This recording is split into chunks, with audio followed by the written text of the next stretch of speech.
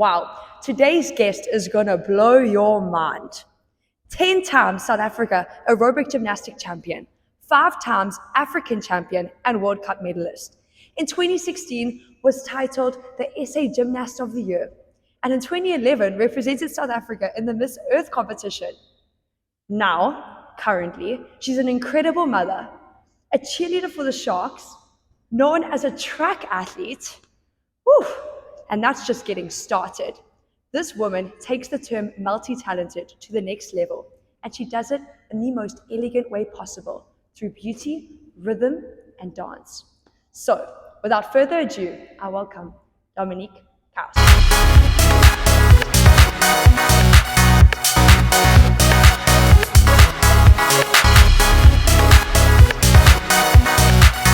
Thank you for joining me and for renting your sister's studio. Yes, my sister's space. But that's one hell of a bio. Many years of collecting that bio, so thank you. Yeah, but the first thing that kind of comes to mind is what makes you excel in so many different fields? Well, growing up with sports, I was an all-rounder. My mom put me into every sport possible, running, swimming, hockey, you name it. And I think that was important, and I think that kind of steered the way for the future, because if you do everything, you kind of find what you love and what you're good at, and sometimes it's more than one thing. So Yeah, but you zoned into gymnastics, and that's kind of a rare sport in South Africa. it is. I actually started gymnastics late, if you can say that. So I had a bit of catch up to do. Normally, you kind of excel at gymnastics when you're young, but that wasn't the case for me. I was too busy playing, as I said, hockey and swimming, and then later on saw talent for gymnastics, fell in love with the sport very quickly, and then played catch up for a few years, and then the rest is history. But that flexibility, I mean, you have to work on that from young. You do. I did have a bit of natural flexibility in the beginning, and then when I saw that was the sport of choice, then I just worked so hard at that to, get that really good flexibility that you need, accompanied with the strength in gymnastics. Yeah. And I mean, earlier you were saying, you're explaining to me how you chased your dream kind of thing in gymnastics, having all the sacrifices, all the commuting. I did. So the type of gymnastics that I went into is aerobic gymnastics. So essentially I was a floor specialist. It's just me and the floor. And to excel in that type of gymnastics in South Africa, unfortunately, it's not big in South Africa, so all your competitions are overseas. So there's one small training center in Brits near Pretoria in South Africa. So I did a lot of traveling between Durban and Brits. The national coach was there, so we trained together there, and then all my competitions were overseas. So it is a big sacrifice, a lot of travel, but I was hungry in the sport and wanted to do well, and I was doing well, so it was easy to give up, my life here and be there. But who got you into it in the first place? I was doing mainstream artistic gymnastics at a club in Durban North, and then I was headhunted by the national coach of aerobic gymnastics. She kind of came into the gym and had a look around and pinpointed I want you. Yes, and then originally I wasn't too keen on the sport. It was very different to the sport I was doing, so I wasn't really keen, but I gave it a try, and I kind of did well really quickly. So with the success, that made me really fall in love with the sport quickly, and then once that had bitten, I just immersed myself into that sport and just loved it. Sure. But that original goal, what was your life dream? Because now you've gone into so many different things. What was your original plan? My ultimate goal in aerobic gymnastics was to compete in the World Games, and that comes around every 4 years. So it's kind of like the Olympics. Yes. So I trained so hard for the World Games. So I went for the qualification, and I qualified, but then they went back and looked at all the stats, and they knocked me off the team, and that was a very big dip in my career. I kind of was ready to throw the towel in and thought, this is it. And had I gone for the next rotation, I would have been that much older, and I thought, I can't do this. Anyway, went home, chatted to my coach, to my parents, and we said, no, we're going to do this. I was still so, in the sport and doing so well, and still national champ at the time. So we decided to do another 4-year cycle, and that was the best decision I ever did, because then I did make the team the next 4 Everything years, happened. and that was the ultimate goal and the height of my career. kind of like the motivational video, success is just around the corner. Yes, and there was that risk of going the extra 4 years and then still not making the team. So it was always like a bit uncertain, but I trained so hard, gave it my all, and the day I qualified, I had a perfect routine. Yeah, I remember I saluted and walked off the floor, and I just, I knew. Yeah, so it was amazing.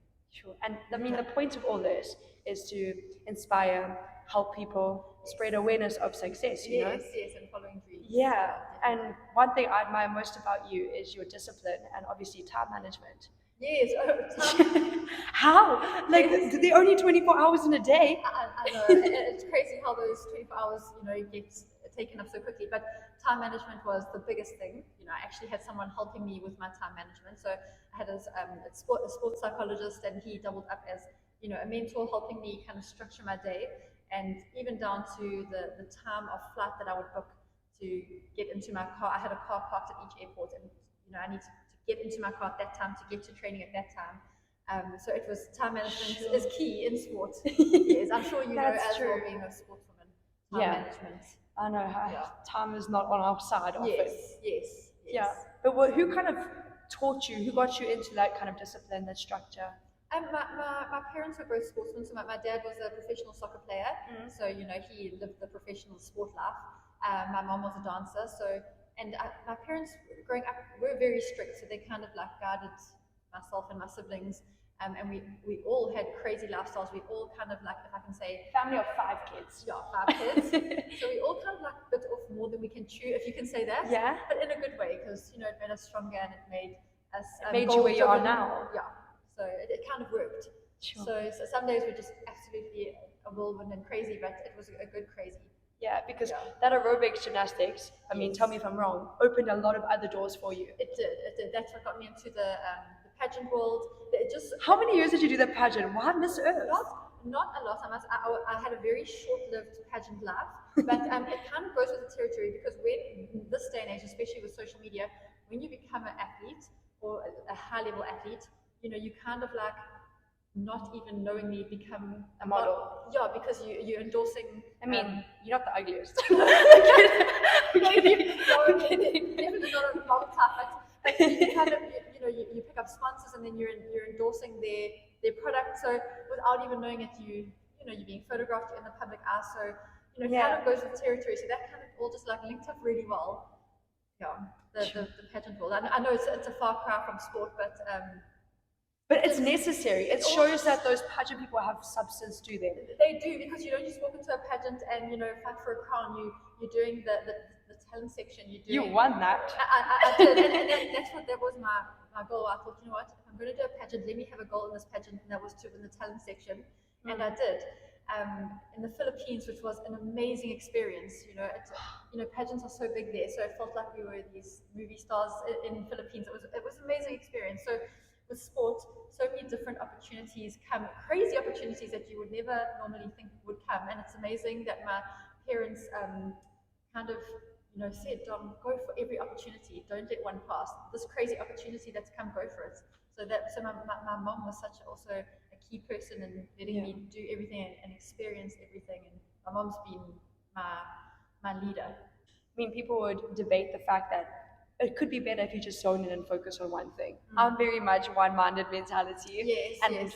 Like sacrifice my family, sacrifice time with my friends, sacrifice everything because that's my goal. Yes. So how would you? And sometimes it is good as a sportswoman or sportsman to have that one goal. I think it's different for everybody. Like I excelled at a few sports, and then that got me to my ultimate goal. But some people give up everything for that one goal, and I think both are right. It's just your journey. Yeah, that just worked for me. Sure. But I mean, you wouldn't change anything.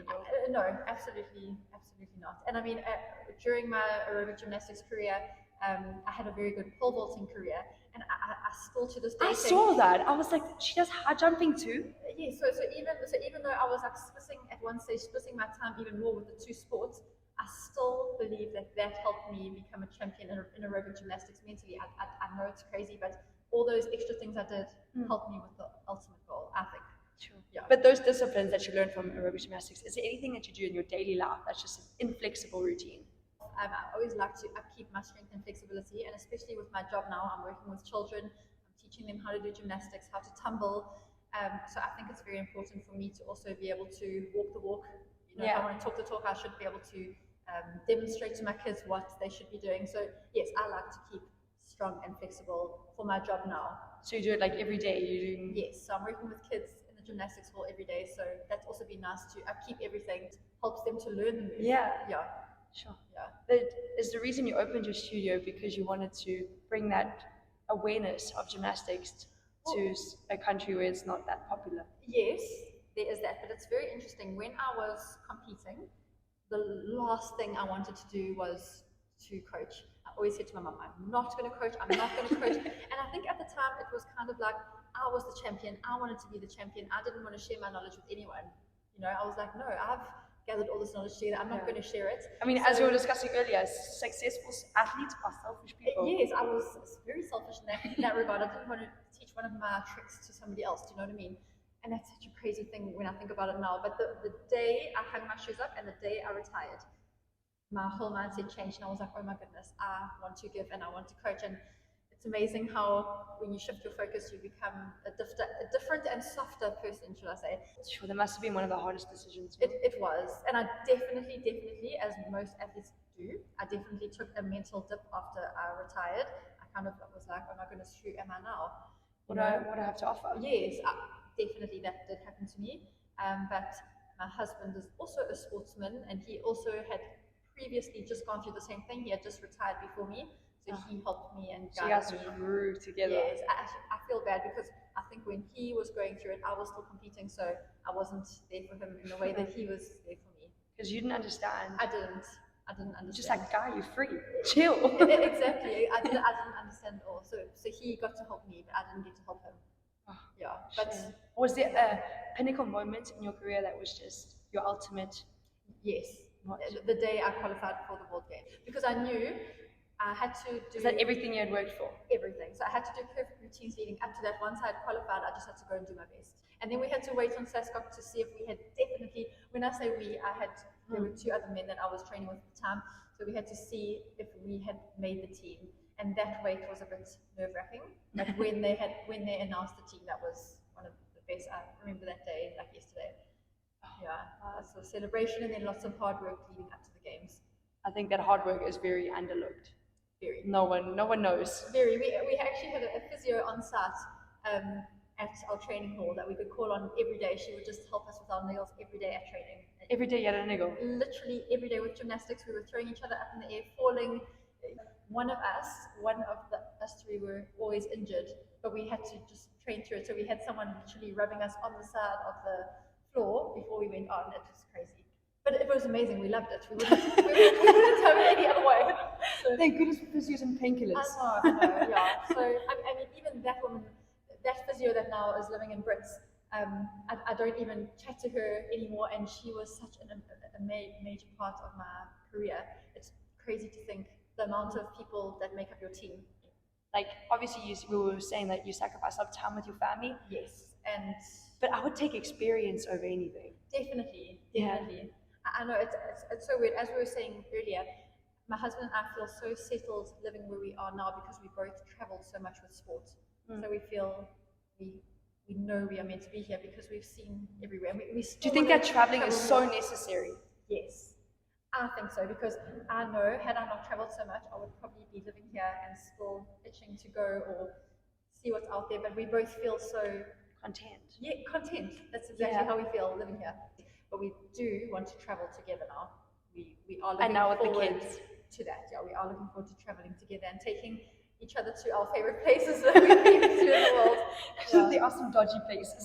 Takes you to I know, and some amazing places. Like I remember I did a competition in Cancun, in Mexico, and it was amazing. And I want to take everything's a big deal in Mexico. Yes, I want to take my husband back to that place where we competed and we got to frolic in the sun after competition. I want to take him back to that beach in that hotel that we stayed at, because that was one of the highlights, you know.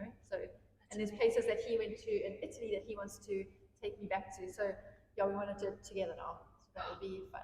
But now in the community, you have such a big influence. We do. Yeah. Working with kids. My husband as well. Also with kids. Yeah, working at Ashton with kids. So what's your motive? We love working with kids. as I say, never thought I would be saying this, but Yes. here I am saying it. I love She has to. She's a mother. yeah, I think that plays a role as well. At the age we're working with, they want to learn. It's amazing to spot the talent and watch the talent grow and see them do well. Yeah, it's a really rewarding job. Yeah. Yeah. And I mean, now you have a very full plate. Yes, with But the little son. Yeah. what's your goal going forward?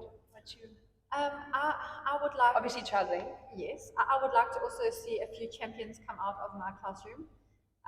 Yeah, I want to work hard with my kids and see them do well. So yeah, that inspires me. And same with my husband in the pool. He's got some coaching. great talent, yeah, and some great swimmers coming through. But as a young kid, trying to be professional in something, burnout is very popular. Yeah, How would you? and also every guide it? child goes through that age. I think between the age of about 10 and 11, you know, there's that 5 year kind of gap where you've got to pull them back into the sport, keep them there. There's so many reasons why they want to leave, you know, and if you Friends, can, social life. so many reasons. If you can get them past that gap, they will, you know, I feel they'll keep their love for their sport and go on to do well. How do you keep them? It's so hard. You've got to manage them and guide them and I guess say the right things to them, and every child is different, so it is hard. The parents get involved. That can be a bad thing too. Yes, but I found if the parent and the coach have a good relationship, that's also quite a winning cocktail, because then you and the parent are working together with the child. Especially if the child wants to stay in the sport but they're being pulled in other directions, it's good for you guys to regroup and communicate. I mean, communication, as we all know, It's tough. it's key. You have to communicate through everything, through your relationship with your partner, through sport, through everything. Obviously, judging by everything that you've done, people won't suspect you to have a lot of setbacks. You want to touch base? I mean, obviously, it's not smooth sailing. Nothing is. No, obviously with gymnastics, I've had my fair amount of injuries. But one thing, I was a bit of a hypochondriac during my kind of like if I did a routine and picked up an injury, I would treat that injury much worse than what it was. You know what I mean? So I would get the physio onto it straight away and really nurse that injury and respect that injury, and That's good. it is good. It is good. I mean, some people like to push through the pain, and so do That's I. me. That's why I'm like this. Exactly, and you know, and I suppose that's good as well. There were times definitely when I had to push through the pain, but I must say I was very respectful of all my injuries, and that kind of did keep me injury free. But I always was really good with my rehab and recovery, so I think that also helped to kind of stay injury free, because I had a very long career. I went Yeah, you did. into my 30s, so I kind of had to respect my body, really be. Who advised you on that though? Because no one is there to tell you chill. Everyone's trying to push Yes, it was kind of my thing that I did. you. Yeah. Yeah. The boys were a bit more tough. They would push through more than me. But I mean, I wouldn't say you're not tough. yeah, you know, each to their own. I mean, I'm an athlete now. I'm going to a very unpredictable phase of my life. Yes, with your shoulder. Yes, I mean, I don't know what's going to happen. In sport, there's risk. In life, there's unpredictability. And how did you handle that? You know, with the athlete life, as you said, it is up and down, and it can be quite scary. But you have to just keep your goal in mind and just hope that everything is going to work out. Like as I said, You just believe in yourself. yeah, that kind of fall your weight. Like, what happens if I'm doing this for nothing? You just got to kind of. Sometimes in sport, you just got to kind of. Did you have to think about a fallback, like a plan B? I didn't. I thought if this doesn't work, I will just retire early and you know, take a year off and then you know, go and do the next thing. But which at that stage I didn't know what I was going to do. I didn't know I would be here coaching. So but So your life is just kind of just played on. One thing just led to another, led to another. Yes, definitely. Yeah, which is quite scary, but also so exciting. I mean, if I look back, even those uncertain times, they were such exciting times, you know. Yeah. Yeah. So You had good guidance and everything. I did, and I always had a very good support system at home. So when things didn't work out, or if everything went wrong and I had to quickly fly home, I had amazing support system to fly home to. I had he was my boyfriend at the time, also traveling the world. We were such good support systems to each other, even though a lot of it was online. You know, it doesn't matter. Just having someone. But just having that person and saying, "Oh, look, I had a bad competition," and he was like, "I also had a bad competition," or you know, the success was always that much greater because he knew how much I had worked hard. You know, how hard I had worked, and same with him. And coming from a large family, was that family rock very important to you? Yes, they were, but also very, very grounding. So like, if just say I came home and I had just won a major title, and I came home and I was kind of like really feeling peace about myself, they would just be like, "Oh, please, man, just carry on with it." Yeah, your siblings like complaining about what she bought online. Exactly. So it's quite nice. Siblings are they keep you really grounded Oh, that's true. and down Yes. to earth. Yeah, you would know having a sister. So I also love that. I love that. They hype you up when you need it. Yes, and they were also great hype people. So And also your whole family has been successful. Yes, exactly. So kind of like when I was coming home with a big trophy and a medal in my hand, so was my sister coming home from being in the most amazing production. Or both my sisters were traveling the world with African Footprint, so we would all share our amazing stories, and it was amazing. It was really amazing. The dinner table must have been so exciting. It was a very exciting place to be. I won't lie, but yeah, it was amazing to support each other, and all of the things we did was the same but slightly different. So Yeah. that was also very nice to have a similar interest to my sister, but we were all slightly different, so we could excel in our own avenues. Yeah, Yeah. it's very important to be you. Yeah, so that was also nice. There was one stage where the sister Simone and we were each other's toughest competitor in gymnastics, and that was also hard to navigate our way around because my mom had these two kids in one house doing so well and competing neck and neck. And you fighting, obviously. Yeah, it was. Like my sister now is so competitive, it gets ugly. It got ugly. Now we've matured. Yes. So never fighting about it, but kind of trying to be happy for each other when the one doesn't do well. It's so fake. That was also hard, Yeah. But again, my mom guided us through that, and then she went more of the dance avenue, and I stayed in the gymnastics avenue. So for a time we were neck and neck, and then she went on to do her thing, and amazing at what she did. I mean, it's amazing. Yes. You guys have danced together. And then she started the studio, and I joined in. So she was actually the founder and the start of the Performing Arts Center, and then I joined in, and we worked so well together. This is incredible. I find you so interesting.